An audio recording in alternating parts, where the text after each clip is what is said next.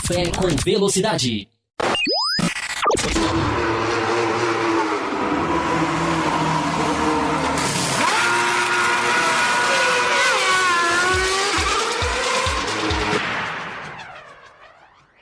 Para você que nos ouve no café.otosfera.com.br, estamos começando o segundo bloco da edição 540 especial de 10 anos de Café com Velocidade. E vamos dar seguimento aí às discussões do primeiro bloco, onde nós estamos falando do Grande Prêmio do México de Fórmula 1. Problemas do Grande Prêmio do México, a gente recebeu aqui alguns comentários, algumas pessoas gostaram, outros nem tanto. Por exemplo, Josué Fraga, que corrida incrível tivemos. Que horrível. Uma boa expressão que você inventou aí. Corrível. É uma boa expressão. Só que foi incrível que ele escreveu. Que corrida incrível tivemos. Mais uma vez. O Tetra era iminente neste GP, visto a larga vantagem de Hamilton para o Vettel. Mas hoje revelou certas coisas dessa temporada e para a de 2018. Falha da Ferrari. Já cansei de contar o número de vezes que a Ferrari escolheu um carro para todo o campeonato em vez de dois que tem em 2005, 2009, 2010, 2011, enfim.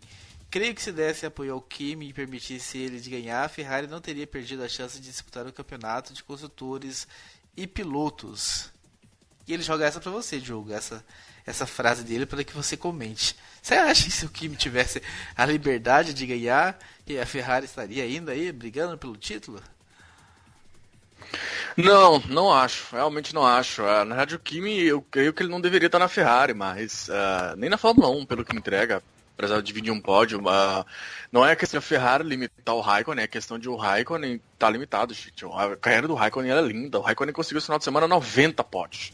É um negócio que a gente não pode desmerecer de maneira alguma, mas hoje ele não tem mais um nível de estar na Ferrari, e hoje ele não tem um nível de ele não chegou lá porque foi limitado pela Ferrari. Não, a Ferrari não, ela nem teve como se dar a esse luxo. Se ela tivesse na posição da Mercedes, talvez, mas na posição que ela estava, era uma situação de uma posição de Vettel consegue o que tiver que conseguir pra gente. E quando ele foi limitado, e não porque a Ferrari segurou, e sim porque ele não teve velocidade, não teve, enfim, qualidade suficiente para andar junto, ou andar até na frente do Vettel.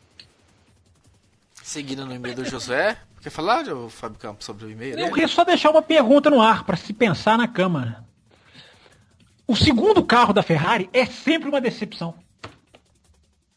Irvine, Massa, Barrichello e Raikkonen. O segundo carro da Ferrari nunca é o que o Raposo falou, né? O comparativo em que os dois se destacam. Para pensar na cama. E a próxima indagação do Josué já adianta que é para você, Fábio Campos. Tirando um breve momento de Massa segurando por alguns segundos Hamilton e uma batalha para se lembrar de Alonso e sua pobre McLaren contra o Hamilton, as ultrapassagens foram broxantes. Uma pergunta para o Campos. Você acha justo o piloto se defender em apenas um movimento e o piloto de trás fazer quantos movimentos quiser? Tal qual um goleiro que pega um pênalti dando um rebote para o jogador, não podendo defender o próximo chute, pois já fez um movimento?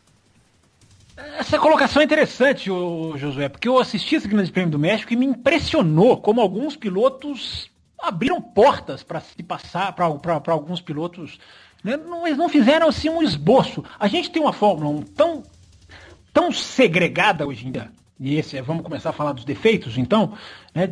Tem um grupo A, o B e um C, talvez um D, tão nítidos, que alguns pilotos entregam e já nem tentam brigar com o cara que está num grupo superior a ele, né? Que esse é o grande mérito do Verstappen, por exemplo, que já na Toro Rosso se colocava ali com uma posição, eu discordo do Raposo nessa questão de Verstappen fez as suas atrapalhadas, eu não me recordo de atrapalhadas do Verstappen, você pode se recordar de erros, bateu ali no Ricardo na Hungria esse ano, mas, por exemplo, o Verstappen em Toro Rosso, eu tenho pouquíssima lembrança, se é que tem alguma, de uma atrapalhada que você fala lá, bateu lá, menino, muito, foi horrível essa.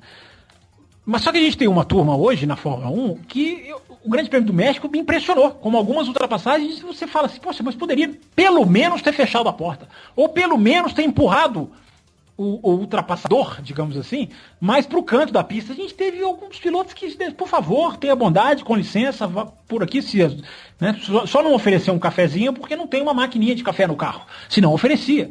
Né, e a gente teve alguns que brigaram. A pergunta do Josué Josué, quem se defende tem um grande benefício que eu proibiria. Eu vou proibir mais um. Você está falando que quem defende só tem direito. Eu proibiria a espalhada no automobilismo. Isso para mim seria, por mais que eu sou contra você colocar regras demais, você colocar limitações demais, você colocar, não, aqui na pista pode, aqui não pode. Eu sou contra tudo isso. Mas indo contra mim mesmo, eu eliminaria as espalhadas, que é quem faz. Né? Às vezes quem está na cana também, dependendo de onde já está na curva. Essa regra, Josué, do quem está se defendendo só pode fazer um movimento, ela não é levada exatamente ao pé da letra, não. Porque a gente tem muitos carros que vão e voltam e não acontece nada. E não tem que acontecer mesmo. A gente tem mudanças de linha, muitas situações de quem defende, sim. Então, você está citando uma regra que não é exata, ela é regra. Não estou dizendo que você está errado. Mas ela não é exatamente levada a ferro e fogo, não. Dependendo da situação da pista, do traçado, do raio da curva, às vezes o piloto ele vai, ele volta, ele espreme, ele muda, acontece. E é natural que aconteça, porque cada situação é uma situação. Agora, Josué, você está perguntando se é injusto ou não. Você tem que dar mais chances de quem está atrás. Você tem que dar mais chances de quem tá atacando. Você não pode. Não estou falando que foi isso que você quis dizer, mas você não pode limitar também quem está atacando a um movimento. Aí chama-se engessar, né? Então eu sou contra engessar. Só isso. A aplicação ele mandou pro bando, segundo ele. Vamos começar com você, Thiago Santa Rosa, que é o melhor representante do bando. Ele nos chamou assim? Ele nos denominou dessa maneira? Exatamente, BANDO. Ok. Muitos falarão que a temporada foi ruim. Mais do mesmo, só deu Mercedes. Muda o regulamento mais rápido que uma troca de marcha. Mas mesmo assim não tiram da Mercedes a sua coroa de piloto e equipe. Sua meritocracia foi justa. A Ferrari pecou em só direcionar recursos a um piloto. Isso quem disse foi só você, José. Sendo inviável conquistar títulos assim. Os poucos motores para o ano que vem podem ser ruins. Nessa temporada o número de abandonos por quebra foi estrondoso. E ano que vem, 3 motores para cada carro serão um fator determinante para a temporada. E aí ele pergunta a opinião do bando. Bom, vamos lá, porque ele acabou colocando, acho que 2 pontos completamente diferentes, né? A questão do regulamento técnico do ano que vem e a questão da temporada, né?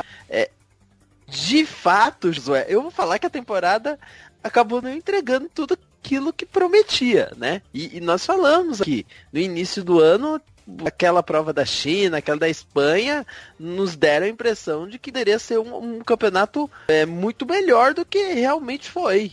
Então, assim, houve motivos para isso, para que a temporada no geral tivesse sido melhor. Nós vimos provas onde tivemos esse gostinho. Eu acho a prova desse final de semana uma prova extremamente regular, com o fato de 2 pilotos mais rápidos irem para o fundo do pelotão e aí surgir uma disputa ou outra por conta disso, mas como o Fábio Campos mencionou bem, tem piloto ali que sabe quando chega um carro que é muito mais rápido, nem briga, nem faz nada e deixa passar, não vamos prejudicar. Nossa, isso é totalmente contra o esporte, mas tudo bem. E aí é nesse ponto que eu entro de o campeonato, a temporada não ter sido tão boa. Se todos os pilotos brigassem como fez o Alonso, com todas as limitações que o carro tem, se conseguisse pelo menos segurar por uma volta que seja, o Lewis Hamilton fizesse igual o que ele fez, seria completamente diferente essa minha avaliação, mas é claro, para isso todos os pilotos com carros rápidos teriam que ir para o fundo do pelotão, que é o que tá.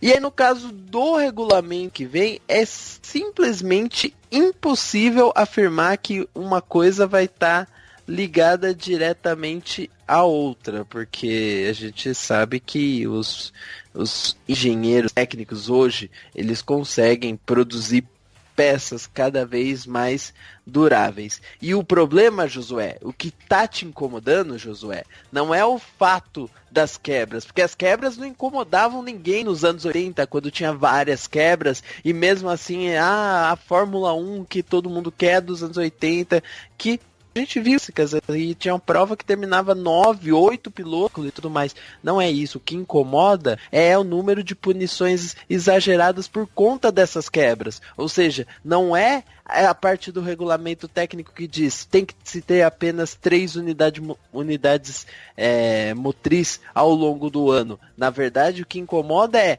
se você troca parte da unidade, você vai ser punido e vai ser jogado lá para trás.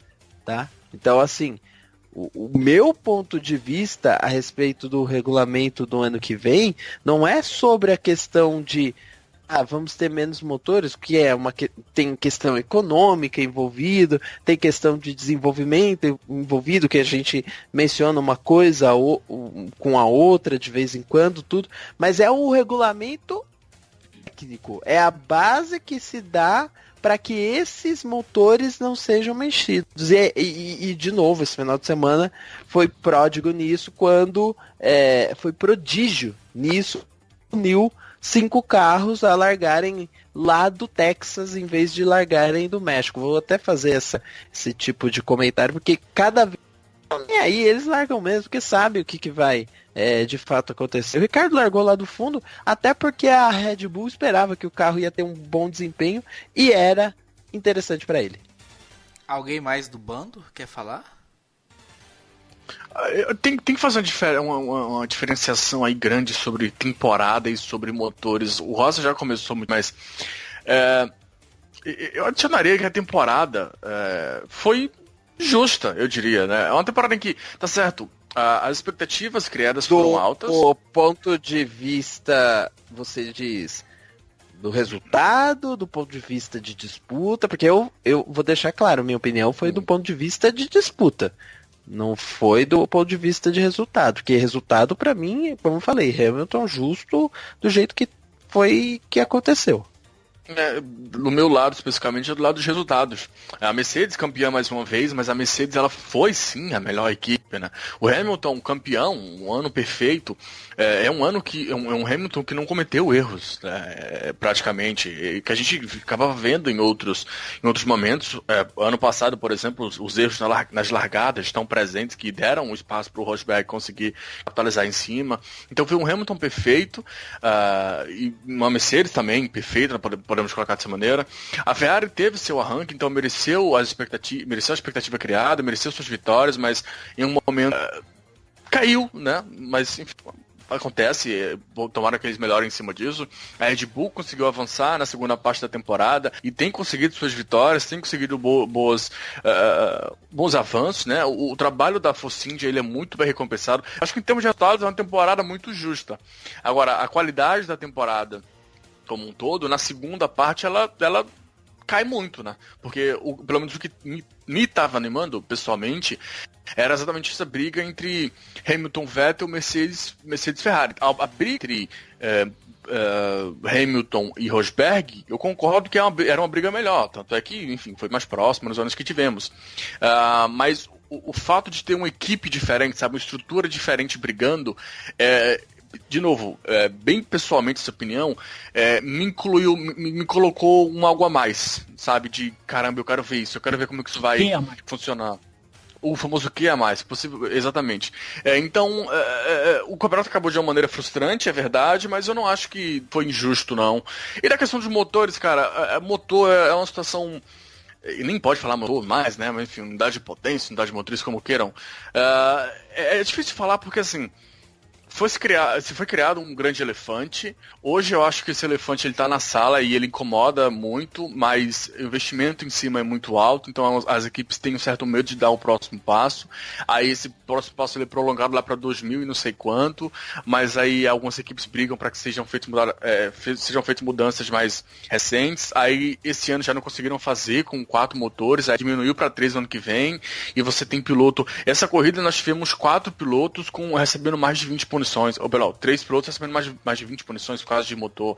É algo absurdo, né? Algo absurdo. Tá certo que a Honda tem um problema ridículo, é verdade. Mas, por exemplo, se eu permitir, esse final de semana o Van Dorn estreou o 12º.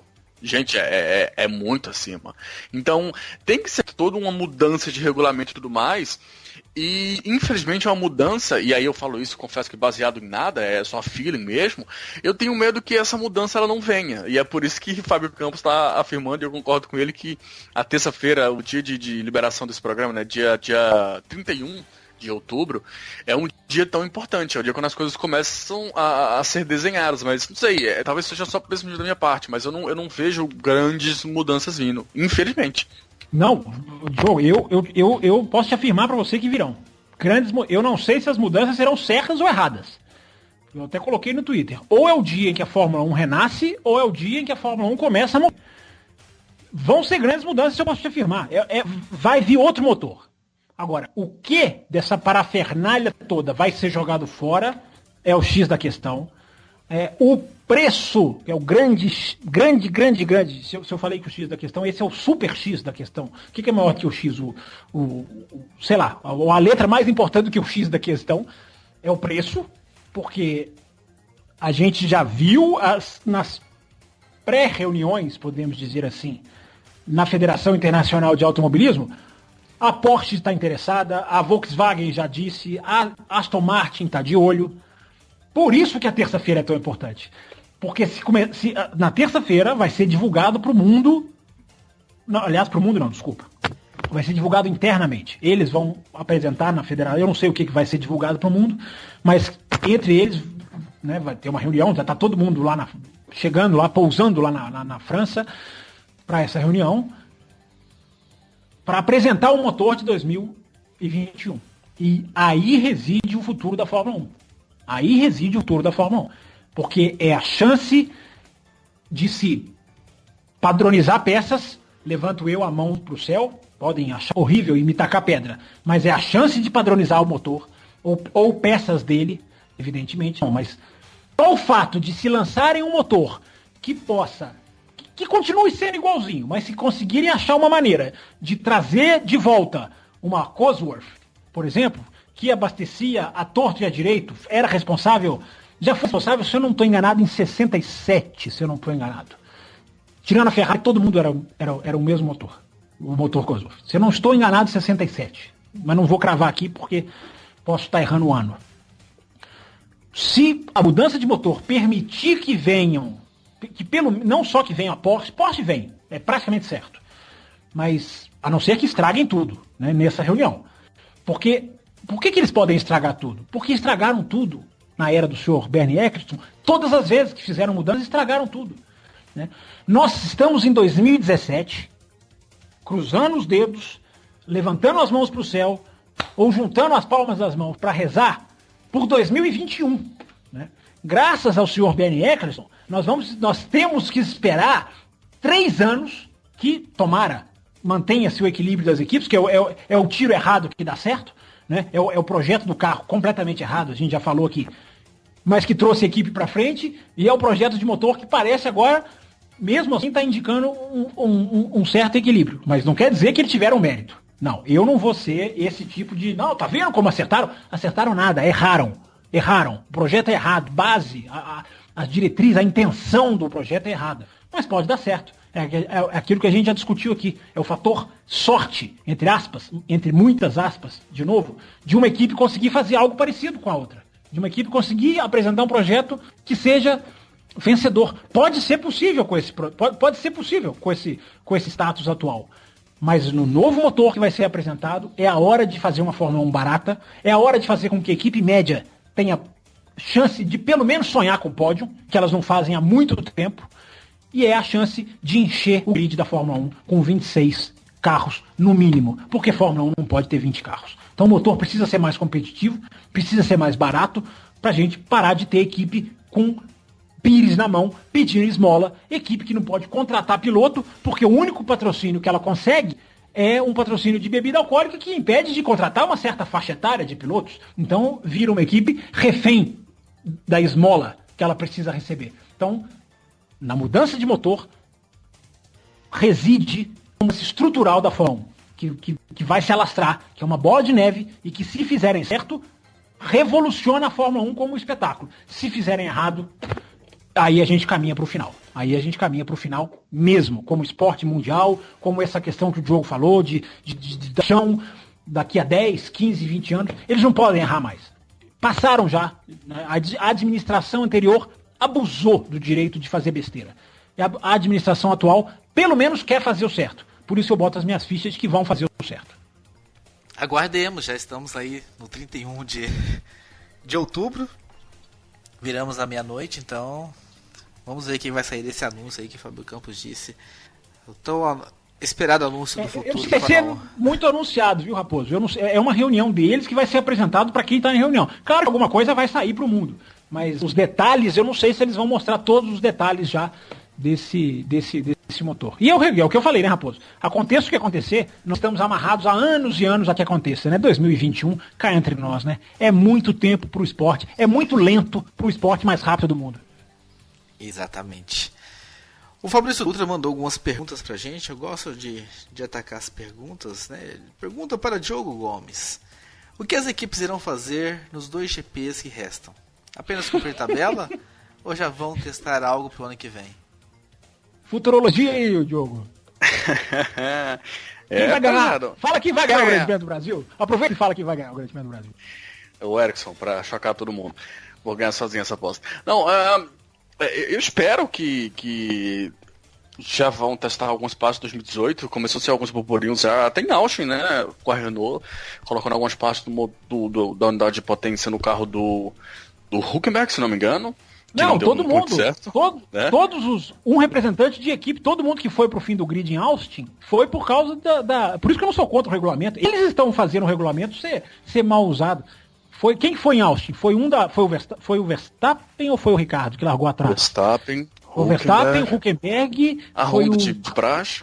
O Hartley, não, eu falo assim, os da Renault, porque eles já colocaram o motor com especificações de 2018 cada um dos representantes da Renault, em um carro de cada uma das equipes em 2018. Aí você vai culpar o regulamento? Ah, não, quem está usando o regulamento errado é a equipe. Mas enfim, vai lá, é você a pergunta.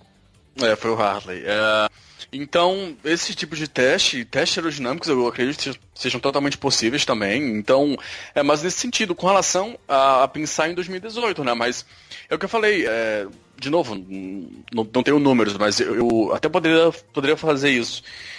Mas eu sinto que, por exemplo, o momento que a Red Bull tá, e no momento que o Verstappen especificamente tá, porque o Ricardo agora começa a sofrer o que o Verstappen sofreu no início do ano, né, de abandono e tudo mais, mas o Verstappen ele tá num momento muito bom, não só de vitórias que veio, mas de desempenho em si, que é até o mais importante, eu diria, nesse momento. E o cara tem 2 corridas pela frente, sabe, pra aumentar o nível dele mais e mais. O Vettel não tem mais o que brigar, ele já perdeu, então dá pra ele arriscar algo a mais, entendeu? Então, assim, eu vejo como briga positiva pra vir pra frente aí. Se a gente tinha, por exemplo, sabe que o desempenho do Bottas, eu acho que ele é bem limitado desde as férias, desde Spa, né? Diante de Spa, mas, por exemplo, nós vimos em algumas corridas do Bottas sendo segurado pra servir meio que de bucha de canhão pra segurar o pessoal e o Hamilton conseguir disparar na frente, e isso não aconteceu em mais de um GP, inclusive. Não precisa mais fazer isso, o Hamilton já é campeão. Então, assim, eu acho que pequenas diferenças podem acontecer e tomara que se gerem corridas melhores. Não, claro que não é certo, mas acho que o pessoal anda mais solto, não em termos de cumprir tabela, mas em termos de, eu só tenho que ganhar, não tenho mais o que perder. Ô, Diogo, a Mercedes vai assumidamente trabalhar pro Bottas ser vice-campeão do mundo. Assumidamente. Toto Wolff, eu ouvi dizer isso em alto e bom tom. Hoje ele tá... Alguém tem a tabela fácil? Ele tá uma certa distância do... 15, se eu não me engano. Tá próximo. 15, E eu acho que conseguem, se fizerem trabalho. Não quero que trabalhem para isso, porque pode. Não sei se pode gerar jogo de equipe que seria horroroso, mas o Bottas ter essa tentativa a mais, sabe, de ir pra frente, de o campeonato não morrer nesse sentido, seria interessante algo a mais. Tomara que não tenha manipulações fortes, mas enfim. Bom, se depender do que a gente conhece dos Hamilton, né? Vai ter que ter pelo menos nas últimas 2 corridas um piloto ali deixando alguém passar. E só frisando que repito uma informação, frisando o que o Diogo falou. O líder do campeonato nas últimas 4 provas chama-se Max Verstappen. Passa para a próxima pergunta. Que perguntas para todo mundo aqui. Perguntas para Thiago Rosa. Por que, após o primeiro pit stop, a Mercedes do Hamilton não rendeu com os pneus macios? Bom, isso aí já é algo que eu falei ali durante o programa e parece que é meio claro que a Mercedes não tem um bom desempenho e com alguns sets de pneus, principalmente compostos mais duros no final de semana. Arriscou uma tática ali diferente com esses pneus para poder andar o máximo possível com eles, se fosse o caso andar a prova toda. Essa aposta não pagou dividendo, até porque é curioso, né?